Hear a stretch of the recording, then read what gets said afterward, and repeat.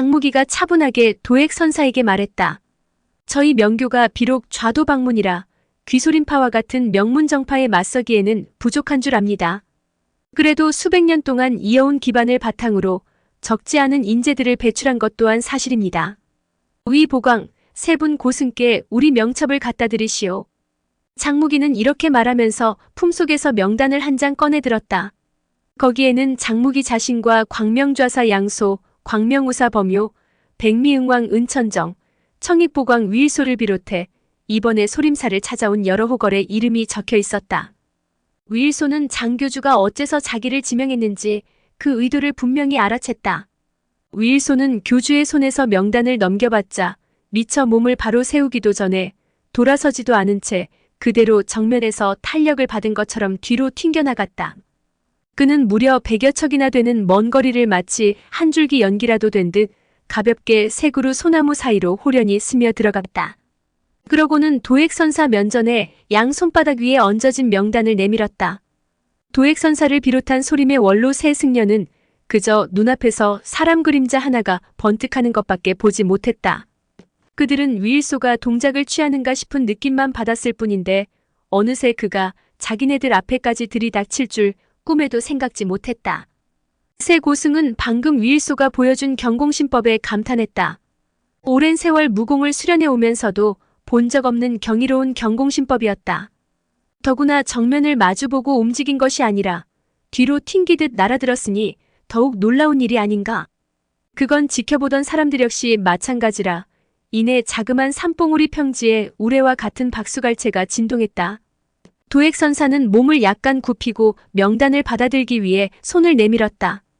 도액선사의 손이 종이장에 얹히는 찰나 위일소는 갑자기 벼락이라도 맞은 듯 찌릿하는 충격과 더불어 전신이 마비되는 느낌을 받았다.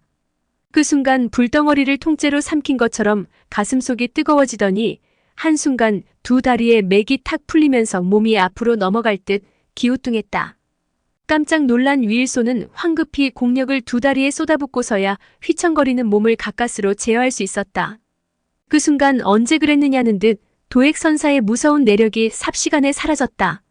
이때껏 느긋하게 여유를 부리던 위일소의 얼굴빛이 삽시간에 바뀌었다. 위일소는 더 머뭇거릴 엄두가 나지 않아 허리 굽혀 예를 표하고는 몸을 돌려 물러났다. 하지만 위일소는 그대로 직진해서 물러나지 않고 한쪽 옆에 수풀이 무릎까지 차도록 무성한 풀밭으로 빙 돌아갔다. 그는 풀잎 위로 훌쩍 몸을 날려 여린 풀밭 위를 얼음 위를 미끄러지듯 달려 장무기 옆으로 돌아갔다. 이른바 풀잎 위로 날아간다는 초상비의 경공신법이 특별한 것은 아니지만 방금 위일소가 보여준 것처럼 능공어도의 경지에 달한 사람은 찾아보기 힘들었다. 그 모습을 보고 도액선사가 껄껄대고 웃으며 장무기에게 말했다. 장교주께서 귀교 고수 세 분이 출전하신다고 하셨는데 장교주와 저 위 보광 말고 또 어느 분이 나와서 겨루시겠소? 장무기는 잠시 생각한 끝에 이렇게 대답했다. 위 보광은 방금 선사님께 내력 지도를 받았으니 제외하고 명교 좌우 광명사자의 도움을 받았으면 합니다. 그 말을 듣고 도액선사는 속으로 뜨끔했다. 장무기가 좀 전에 자신이 위일소에게 한 행동을 멀리서 지켜보기만 했는데도 알아차린 것에 먼저 놀랐고 명교의 위일소보다 무공이 더 높은 두 사람이 있다는 사실에 또 한 번 놀랬다. 도액선사는 30여 년이나 되는 오랜 세월 동안 폐관 수련해온 몸이라 광명좌사자 양소나 광명우사자 범요가 누군지 알지 못했다. 양소와 범요는 교주의 지명을 받자 즉시 한 걸음 앞으로 나와 허리를 굽히며 답했다. 삼가 교주님의 명을 받들겠습니다. 장무기는 품속에서 성화령 6자루를 꺼내 그중 4자루를 양소와 범요에게 2자루씩 나누어주며 말했다. 세 분 고승께서 채찍을 사용해 원거리 공격을 주로 하시니 우리는 성화령을 사용해 근접전으로 끌고 가서 승부를 짓도록 합시다. 그러자 양소와 범요가 허리를 굽혀 공손히 성화령을 받아들었다. 그때 갑자기 공지대사가 큰 소리로 호통을 쳤다. 고두타 이놈! 우리가 만안사에서 맺은 원한을 이대로 덮어둘 수야 있겠는가? 내 오늘은 십향연근산에 중독되지 않았으니 그대와 결판을 내야겠네. 공지대사는 대도 만안사에서 고두타 범요에게 이루 말 못할 곤욕을 치렀다. 그때부터 고두타에 대한 미움과 원한이 쌓여 아직 풀지 못하고 있었는데 오늘 범유와 맞닥뜨리고 보니 지금껏 억눌러왔던 분노를 더 이상 참을 수 없게 되었다. 범유가 무덤덤하게 웃으며 미안한 표정으로 말했다. 소생은 현재 교주님의 명을 받들어 세 분 고승께 가르침을 받아야 할 몸이 외다. 대사께서 정녕 지난날의 원수를 갚고 싶으시다면 이 일이 끝난 뒤에 상대해드리겠소이다. 그러자 공지대사가 버럭 화를 냈다. 주제 넘은 소리 마라. 니놈이 우리 세 분 사수거르신과 싸운다면 운이 좋아 죽지 않는다 해도 중상을 면치 못할 것이다. 그리 되면 이 늙은이가 누구한테 복수를 한단 말이냐? 그러자 범유가 껄껄대고 웃으며 대꾸했다. 내가 당신네 사수거른들께 맞아 죽는다면 그분들께서 당신 대신 내게 복수한 셈 치면 되지 않겠소? 그 말을 듣고 공지대사가 차갑게 웃으며 말했다. 귀교에는 귀야 말고 고수다운 인물이 없는 모양이군. 정그렇다면 하는 수 없지. 이 몇 마디가 명교 측 사람들 자존심을 건드렸다. 만약 명교가 이런 모욕적인 말을 듣고도 그냥 넘겨버린다면 소림파는 앞으로 계속 명교를 얕잡아 볼 것이다.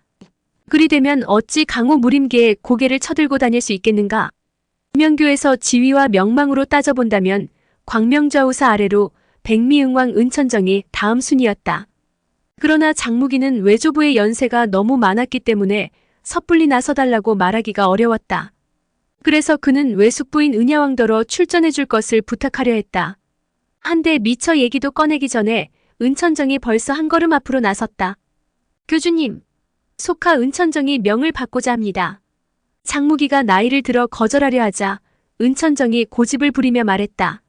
내 나이가 아무리 많다 해도 세 분 고승보다는 많지 않습니다.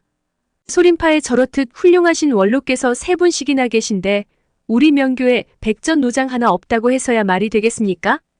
은천정이 거기까지 말하자 장무기는 그의 출전을 허락했다. 말이야 바른말로 외숙부인 은야왕보다야 외조부인 은천정이 훨씬 더 뛰어났다. 장무기가 범유에게 뒤로 물러났다가 나중에 공지대사와 결판을 지으라고 명하자 범유는 손에 들고 있던 두 자루 성화령을 은천정에게 건네주고 한 발 뒤로 물러섰다. 이렇게 명교 측 출전자가 결정되자 공문방장은 목청을 드높여 새 고승에게 양소와 은천정에 관한 신상 내력을 일러주었다. 공문방장의 소개가 모두 끝나자 도액선사가 가벼운 미소를 지으며 시작을 알렸다. 그러자 새 고승의 손에서 검정 채찍이 뻗어나왔다. 채찍은 마치 흑룡 세 마리가 용트림하듯 허공을 빙글빙글 맴돌더니 어느새 금강복마진을 형성했다. 순식간에 삼중 방어벽을 구축한 것이다. 시간은 바야흐로 정오에 접어들 무렵이었다. 먼저 장무기가 양손에 잡은 성화령을 거꾸로 돌리고 폭권의 자세를 취하면서 허리 굽혀 예를 건넸다. 그럼 실례하겠습니다. 그 말이 끝남과 동시에 장무기는 도액선사를 향해 무섭게 질주에 들어갔다. 그와 동시에 양소와 은천정 역시 기합을 터뜨리며 몸을 날렸다. 각자 장무기는 도액선사를, 양소는 도겁선사를, 그리고 은천정은 도난선사를 맡았다. 먼저 은천정의 성화령과 도난선사의 채찍이 무서운 기세로 공중에서 충돌했다. 다음 순간 병기를 잡은 두 사람의 팔은 큰 충격을 받고 극심하게 떨렸다. 두 사람은 비록 입을 열지는 않았으나 저마다 속으로 경악성을 터뜨릴 정도의 지독한 충격이었다. 장무기 일행은 근접전으로 몰아가기 위해서는 어떻게 해서든 새 고승의 내력을 소모시켜야 한다고 생각했다. 성화령의 공력을 싣는 것은 맨손에 공력을 싣는 것과 별반 다르지 않았다. 그러나 채찍 같은 긴 무기를 자유자재로 사용하기 위해서는 내력을 훨씬 많이 소모해야 했다. 장무기 일행은 미리 계획한 대로 공력이 실린 성화령을 거칠게 휘두르며 채찍을 때리기 시작했다. 그렇게 싸움이 밥 한 끼 먹을 시간 정도 지났을 때 장무기 일행 셋은 이미 금강복마진의 지름을 10여 척 남짓한 범위까지 좁혀놓았다. 그러나 새 고승의 채찍 영역이 축소될수록 오히려 저항은 더욱 강해졌다. 사용되는 채찍의 길이가 짧아질수록 똑같은 양의 내력을 사용하면 채찍에 담기는 내력의 양이 상대적으로 많아졌기 때문이다. 그리 되니 세 사람은 한 걸음씩 전진에 들어갈 때마다 오히려 공력을 더욱 많이 사용해야 했다. 그리고 장무기가 세운 계획에는 치명적인 오류가 있었다. 그것은 양소와 은천정은 장무기가 아니라는 것이다. 최대치까지 내력을 끌어다 쓰는 상황이 아니라면 구양신공은 마르지 않는 내력의 샘과 같았다. 그러나 양소와 은천정은 싸우면 싸울수록 내력이 고갈되어 얼굴빛마저 해쓱하게 질려갔다. 결국 처음에 3대3으로 그나마 팽팽하게 흘러가던 대결 국면은 반 시즌이 지나자 차츰 양소와 은천정이 버티지 못하고 밀리게 되었다. 장무기는 하는 수 없이 혼자서 도액선사와 독업선사를 상대하게 되었다. 그리고 양소와 은천정은 둘이 힘을 합쳐 도난선사와 싸웠다. 이리 되니 또다시 양측 간의 힘의 균형이 맞춰졌다. 어느덧 공방전이 400여 초를 넘어가자 은천정의 정수리에서 뜨거운 김이 모락모락 피어오르기 시작했다. 혼신의 공력을 모조리 끌어내어 필사적으로 싸우고 있다는 증거였다. 은천정에 늘어졌던 백색 장포가 팽팽하게 부풀어 오르고 진기의 흐름으로 가득 찬 몸 때문에 속옷마저 물결치듯 일렁거렸다. 한 발짝 내디딜 때마다 단단한 돌바닥에 무려 한 치 깊이나 되는 발자국이 찍혀 한 시즌 가깝게 싸우고 났을 때에는 색으로 소나무둘레밭 같은 온통 은천정이 찍어낸 발자국이 큼지막하게 원을 그리고 있었다.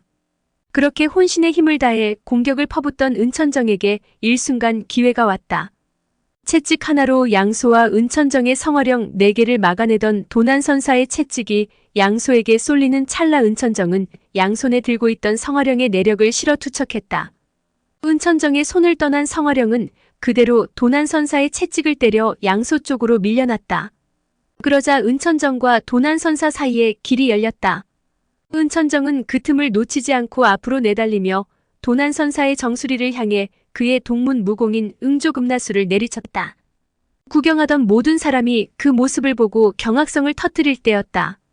도난선사가 왼손을 들어올리면서 응조금나수를 향해 주먹을 내뻗었다. 그런데 도난선사의 주먹이 은천정의 응조금나수와 충돌하기 바로 직전 도난선사의 주먹이 펴지면서 5손가락이 허공을 움켜잡듯 쫙 펼쳐지더니 엄청난 장력으로 바뀌어 은천정을 몇 걸음이나 물러나게 만들고 말았다. 구경하던 사람들이 놀라움과 의아스러움을 뒤로하고 환호성을 질렀다. 그러나 공문방장과 공지대사를 비롯한 소림의 원로 고수들은 약속이라도 한 듯 입을 벌리고 멍하니 서서 말을 잇지 못했다. 방금 도난선사가 보여준 것은 소림의 72가지 비전절기 가운데 하나인 수미산장이었던 것이다. 수미산장은 수련하기가 극히 어려울 뿐더러 설령 수련해서 자기 것으로 만들었다 해도 장력을 방출할 때는 반드시 기마 자세를 취하고 오래도록 정신을 집중시킨 다음 혼신의 내력을 단전에 모으고 나서야 한꺼번에 쏟아낼 수 있다. 그런데 도난선사는 앉은 자세 그대로 그것도 순식간에 수미산장의 장력을 응집시켜 발출했으니 어찌 소림 원로 고수들이 놀라지 않을 수 있겠는가. 거기다 더욱 놀라운 것은 지금 도난선사는 오른손으로 채찍을 사용해 양소와도 싸우고 있다는 것이다. 도난선사의 수미산장과 은천정의 응조금나수가 충돌하자 그 충격으로 양소를 막아서던 채찍의 힘이 절반가량 약해졌다. 아무리 도난선사의 내공이 두 사람보다 월등하다고 해도 혼신의 기력을 쏟아 수미산장의 장력을 날리면서 채찍에 들어간 내력을 유지하는 것은 힘든 일이었다. 채찍의 힘이 약해진 것을 느낀 양소는 더욱 다양한 초식을 사용해 채찍의 방어를 뚫고 들어가기 위해 공격을 퍼부었다. 그리고 한편에서는 은천정이 기를 모아 도난선사를 향해 일장을 날렸다. 그러자 도난선사 역시 기를 모아 일장을 날려 맞받아쳤다. 허공에서 엄청난 충돌음이 울리며 은천정이 2보 물러나더니 다시 3보 전진하며 일장을 날렸다. 한쪽에서는 은천정이 전진과 후퇴를 거듭하며 우직하게 장력 대결을 벌였다. 그리고 다른 한쪽에서는 양소가 화려한 초식을 선보이며 도난선사의 채찍과 춤을 추고 있었다. 어느덧 관전자들의 눈길이 대부분 도난선사와 양소 그리고 은천정의 싸움에 집중되었다. 도액선사와 독업선사를 홀로 상대하는 장무기 쪽은 구경하는 사람들이 볼 때 다소 싱거운 공격만 주고받는 모습뿐이었다. 이들의 싸움은 목숨 걸고 싸우는 세 사람만 그 고충을 알 뿐 곁에서 구경하는 사람들은 무공이 아무리 높아도 알 길이 없었다. 어느덧 시간은 흘러 차츰 해가 서편으로 기울기 시작했다. 소림의 공문방장, 공지대사, 명교의 범요, 위일소를 비롯한 숱한 고수들은 쌍방간에 승부를 낼 시간이 다가오고 있음을 내다보고 있었다. 은천정의 정수리에서 모락모락 피어오르는 하얀 김이 갈수록 짙어지는 한편 도겁선사가 들어앉은 커다란 소나무 가장귀가 출렁거리며 그 진동으로 바늘 같은 솔잎들이 끊임없이 우수수 떨어져 내렸다. 도액선사와 도겁선사의 내력 차이가 드러나기 시작한 것이다. 이제 도겁선사는 소나무를 등지고기 되지 않으면 장무기의 구양신공에 맞설 수 없을 만큼 기력이 소모되고 있었다. 이제 이 싸움의 행방은 은천정과 도겁선사에게 달렸다. 만약 은천정이 버티지 못할 경우 그것은 곧 명교의 패배였다. 도겁선사 역시 장무기의 구양신공을 막아내지 못하면 그것은 곧 소림파의 패배로 이어지게 될 것이다. 은천정은 상대방에게 필사적으로 일장을 먹이고 뒤로 반걸음 물러났다. 그와 반대로 은천정이 물러난 만큼 도난선사는 반걸음 전진했다. 은천정은 결국 자신이 도난선사의 적수가 못 된다는 사실을 깨달았다. 점차 균형이 무너질 위기의 순간 양소가 생사를 건 도박을 감행했다. 양소는 있는 힘껏 채찍을 쳐낸 다음 도난선사의 가슴을 향해 성화령을 투척했다. 그리고 이어서 두 번째 성화령을 힘껏 도난선사를 향해 투척했다. 그걸 본 도난선사는 오른손을 뒤집어 채찍 손잡이 끄트머리를 움켜쥐고 날아오는 성화령을 찍어 눌렀다. 그러자 무섭게 날아들던 성화령이 궤적을 틀어 그대로 땅바닥에 내리꽂히고 말았다. 그러고는 다시 두 번째 성화령을 쳐내려 했다. 그런데 이게 웬일인가? 두 번째 날아들던 성화령의 궤적이 갑작스레 휘더니 도겁선사를 향해 날아가는 것이 아닌가? 사실 책략에 능한 양소는 어차피 도난선사에게 성화령 2개를 투척한다고 해서 별다른 피해를 줄 것이라 생각하지 않았다. 양소의 표적은 처음부터 도겁선사였다. 그래서 도난선사에게 첫 번째로 투척한 성화령에는 별 힘을 쏟지 않았다. 양소가 혼신의 힘을 실어 날려보낸 것은 두 번째 성화령이었다. 양소는 도난선사와 싸우면서도 장무기 쪽 상황까지 살핀 것이다. 이 무렵 전심전력으로 장무기와 맞서던 도겁선사는 양소와 은천정을 전혀 신경 쓰지 않고 있었다. 싸우던 중에 얼핏 보기로 도난선사가 양소와 은천정에게 은연중에 우세를 잡고 있는 모습을 봤기 때문이다. 그래서 도겁선사는 장무기의 공세에 대처하는 데만 온 신경을 집중하고 있었다. 그런데 느닷없이 시꺼먼 물체 하나가 벼락치듯 날아드니 대경실색할 수밖에 없었다. 혼비백산한 도겁선사가 급히 손을 들어올리며 날아드는 성화령을 움켜잡았다. 그러나 지금이 어느 때인가? 온 힘을 다 쏟아부으며 장무기와 목숨 건 대결을 벌이고 있는 상황이 아닌가?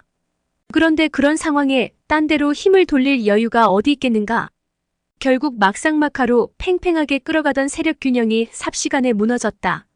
도겁선사가 몸을 의탁하고 있던 소나무가 송두리째 뒤흔들리면서 바늘 같은 솔잎이 마치 허공에 소나기 퍼붓듯 어지럽게 쏟아져 내리기 시작했다. 그와 동시에 장무기는 직감적으로 상대방의 철벽 수비에 구멍이 뚫렸음을 깨달았다. 절정 고수들의 대결에서 그것은 엄청난 위험을 불러들일 수 있는 허점이었다. 장무기는 그 틈을 놓치지 않고 질풍같이 앞으로 치달려 도겁선사에게 일장을 내뻗었다. 비록 도겁선사가 급하게 팔로 가슴을 향해 날아드는 일장을 막아내기는 했으나 그 힘이 얼마나 강했던지 그대로 도겁선사의 몸이 뒤로 밀려나고 말았다. 그 다음 순간 우지끈하는 소리와 함께 도겁선사가 등을 기대고 있던 소나무가 충격을 이기지 못하고 부러져 나갔다. 그 바람에 도겁선사는 빗발같이 쏟아져 내리는 솔잎을 맞아야 했다. 도액선사가 그런 도겁선사의 위험한 형세를 보고는 앉은 자리에서 벌떡 일어나 몸을 날렸다. 어느새 도겁선사 곁으로 다가온 도액선사가 왼손으로 도겁선사의 어깨를 짓눌렀다. 그러자 도겁선사는 겨우 도액선사의 도움으로 자세를 바로잡을 수 있었다. 한편 도겁선사에게 성화령을 모두 투척했던 양손은 도난선사의 채찍 끄트머리를 양손으로 꽉 움켜잡은 채 줄다리기를 하고 있었다. 양소와 도난선사 모두 채찍을 서로 빼앗기 위해 혼신의 기력을 다 쏟아붓고 있었다. 그와 동시에 은천정은 줄기차게 도난선사와 장력 대결을 펼치고 있었다. 두 고수가 한쪽에서는 잡아당기고 한쪽에서는 밀어붙이는 형국이었다. 그리 되니 두 힘을 정반대 방향으로 사용해야 하는 도난선사는 말도 못할 정도로 애를 먹고 있었다. 주변을 둘러싸고 관전하던 사람들은 지금처럼 아슬아슬하게 전개되는 양상을 보고는 6명 중 절반 이상은 아마도 목숨을 잃어버릴지도 모른다고 판단했다. 늦여름 따가운 햇볕이 내리쬐는 오후 거대한 산봉우리 위에 모인 숱한 사람들 중 그 누구도 숨소리조차 제대로 내지 못하고 있었다. 오히려 군웅 가운데 태반이 등골이 오싹해 식은땀을 흘리고 있었다. 그들 모두 자기 편 사람들이 어떻게 될까봐 걱정하고 있는 것이다. 그때 갑자기 고요한 정적을 깨고 땅속에서 착 가라앉은 사람 목소리가 스산하게 울려 퍼졌다. 양좌사, 은형, 그리고 무기야. 나 사손의 두 손은 온통 더러운 피로 물들어 있다. 만약 오늘날 구하려고 싸우다가 누군가 목숨을 잃게 된다면 이 사손의 죄만 가중될 뿐이다. 그러니 무기야, 어서 본교 형제들을 데리고 소림사에서 물러가거라. 그러지 않으면 내 더 이상 죄를 짓지 않기 위해서라도 이 자리에서 경맥을 끊고 자결하고 말 것이다. 땅속에서 울려 퍼지는 목소리는 바로 금모사왕 사손의 사자후였다. 그 말을 들은 장무기는 싸움을 멈출 수밖에 없었다. 양부 사손의 성격으로 봤을 때 한번 입 밖에 내뱉은 말을 거두지 않을 것이 분명했다. 그리고 지금 정세로 보건대 끝까지 싸웠다가는 장무기 자신은 무사하겠지만 외조부 은천정과 양소 그리고 도겁선사와 도난선사 4명은 결국 죽음을 면치 못할 것이 분명했다. 장무기는 어쩔 수 없이 목청을 도두어 사손의 뜻에 따르겠다고 답했다. 이미 싸움이 잠시 멈춰있던 장무기와 도액선사 그리고 도겁선사의 싸움은 그것으로 끝이 났다. 하지만 양소와 은천정은 한창 도난선사와 전력을 다해 맞서는 중이라 멈추고 싶어도 손을 거두어 들릴 방법이 없었다. 만약 일방적으로 어느 한쪽이 내력을 거두어 들였다가는 치명상을 입고 말 것이다. 그렇다고 동시에 힘을 거두어 들이기도 호흡을 맞추는 게 쉬운 일이 아니었다. 상황을 파악한 장무기가 외조부 은천정 앞으로 걸어가더니 중간에서 쌍장을 양쪽으로 뻗어 건곤대 나이 신공을 이용해 양쪽의 장력을 흩어버렸다. 그런 다음 양소와 도난대사가 양쪽 끄트머리를 잡아당기고 있어서 활시위처럼 팽팽하게 당겨져 있는 채찍 위에 성화령을 얹어놓았다. 그러고는 성화령을 통해 건곤대 나이 신공으로 채찍 양 끝에서 줄기차게 밀려오던 강맹한 두 힘줄기를 삽시간에 풀어버렸다. 그러자 거무튀튀한 채찍이 느슨하게 풀리더니 아래로 축 늘어졌다. 방금 전까지 치열하게 싸우던 세 고승은 앞서 지니고 있던 오만한 마음을 거두어들였다. 내색하지는 않았지만 이 싸움이 끝까지 갔다면 어떤 결과를 가져올지 누구보다 잘 알고 있었기 때문이다. 도액선사가 입을 열었다. 노나비 폐관 수십 년 만에 당세의 어진 호걸들을 만나 견문을 넓힐 수 있었으니 참으로 기쁘고 다행스럽소. 장교주께서 3번째 왕림하실 때까지 우리 사형제 셋이 여기서 공손히 기다리겠소이다. 장무기는 도액선사에게 예를 표하고 뒤돌아섰다. 그러고는 양소를 비롯한 수뇌부들을 이끌고 두 손 모아 공문방장과 공지대사에게 작별 인사를 건넨 다음 조용히 산 밑으로 내려왔다. 그리고 팽영옥이 신호를 보내어 소림사를 사방팔방에서 포위하고 있던 오행기를 모두 철수시켰다. 또다시 양부를 구출하지 못하고 빈손으로 돌아온 장무기는 번민에 쌓여 도무지 답답하고 울적한 마음을 떨쳐버릴 수가 없었다. 장무기는 새 고승들에게 다시 도전한다고 해도 승산이 있을 것 같지 않았다. 양소와 은천정을 범요와 위일소로 바꾼다고 해도 결과는 크게 차이나지 않을 것이다. 장무기는 어떻게 금강복마진을 깰지 고민했다. 곁에서 지켜보던 팽영옥이 그런 장무기의 걱정을 알아채고 귀띔했다. 교주님, 어째서 장진인을 잊고 계십니까? 그러나 장무기는 명쾌하게 답을 주지 못했다. 만일 태사부님께서 하산하셔서 저를 도와주신다면 금강복마진을 격파할 수는 있겠지요. 그러나 일이 그리 된다면 그것은 곧 소림과 무당의 문제로 번지게 됩니다. 아마도 태사부님께서는 그것을 우려해 제 청을 수락하시지 않을 겁니다.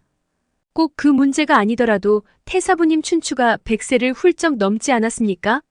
아무리 무공이 노화순청의 경지에 이르셨다 하더라도 연로하신 체력으로 혹시라도 실수가 있으시면 어쩝니까? 그때 갑자기 백미응왕 은천정이 벌떡 일어서더니 하늘을 우러러껄껄대고 웃었다.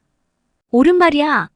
장진인이 하산하신다면 금강복마진을 깨고 말고. 메마른 억지 웃음소리가 두어 차례 울리고 나서 은천정은 입을 딱 벌린 채 갑자기 벙어리라도 된 것처럼 목소리가 뚝 끊겼다. 얼굴에는 온통 웃음기가 서렸으나 꼿꼿이 선 자세 그대로 움직일 생각을 하지 않았다. 양소가 이상하다 여겨 은천정 가까이 다가가 그를 살피며 물었다. 은형은 어떻게 생각하시오? 무당파 장진님께서 하산해서 도와주실 것 같소? 양소가 연거푸 2차례나 물었는데도 은천정은 묵묵부답이었다. 뻣뻣이 세운 몸은 꼼짝달싹하지 않았다. 그제야 대경실색한 장무기가 얼른 손을 내밀어 맥박을 짚어보았다. 아니나 다를까 불길한 예상은 적중했다.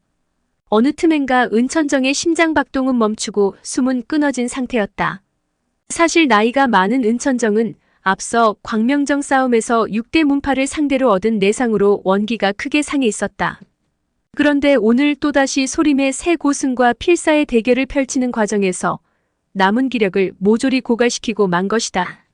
백미응왕 은천정은 당세를 호령했던 영웅호걸답게 남은 모든 기력을 싸움에 쏟아붓고 장렬한 죽음을 맞이한 것이다. 장무기는 꼿꼿이 선 채로 운명한 외조부의 시신을 껴안고 비통하게 울부짖었다. 오늘의 영상은 여기까지입니다. 영상이 도움이 되셨다면 구독과 좋아요, 알람 설정 부탁드립니다. 시청해주셔서 감사합니다.